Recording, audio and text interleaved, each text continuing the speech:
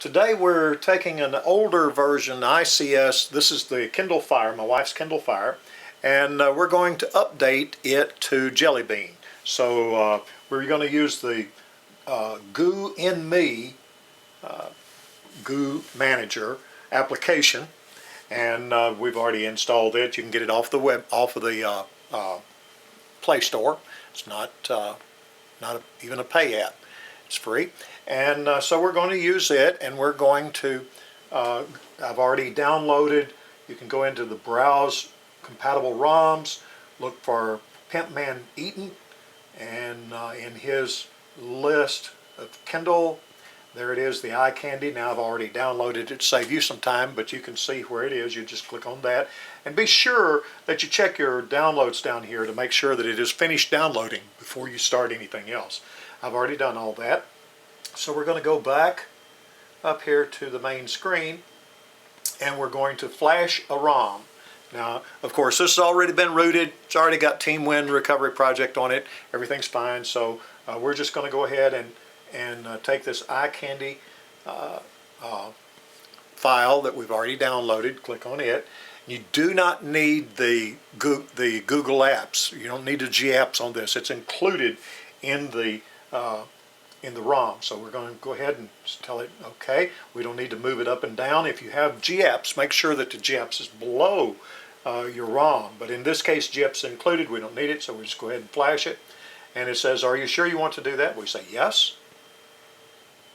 It's going to reboot the Fire and send us over to the, there's the Kindle Fire. Notice the blue thing that says we have the Fire installed, and also down here you have the boot options menu. If you don't tell it automatically when it's booting, you can hold the power button down and get another option to get boot into recovery. So you could also do this with Team Win directly, and it's just a little bit more difficult. This way it just does everything by itself. Notice that it's already started to doing its thing. I'll try to get it where you're seeing it.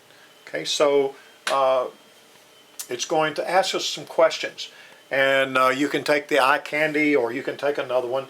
I'm going to try the generic. I haven't tried that, but this aroma installer allows you some options. You're about to flash eye candy, Kindle Fire. Okay, okay, go ahead. If you do some other things, it asks you a few other questions, and somewhere along the way I think it asks you to agree. Yeah, here we go. Agree. And so we go ahead, install without wiping.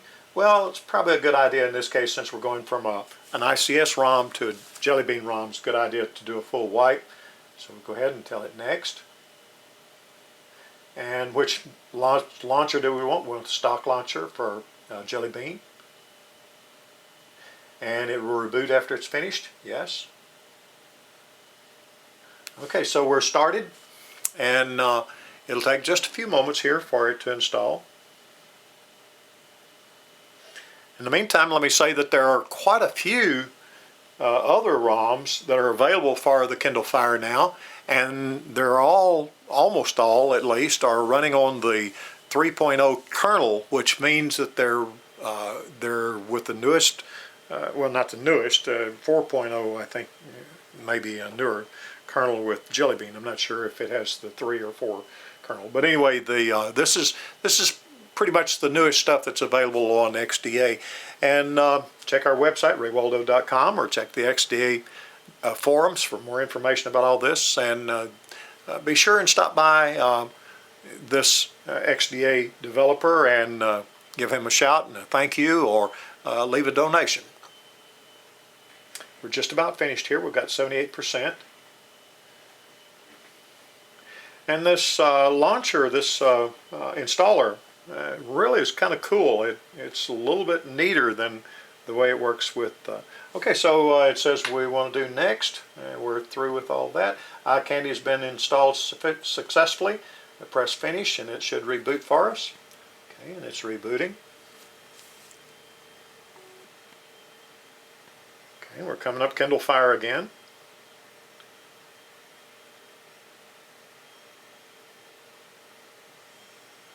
And again, the blue instead of the orange fire says that it has the Fire bootloader installed.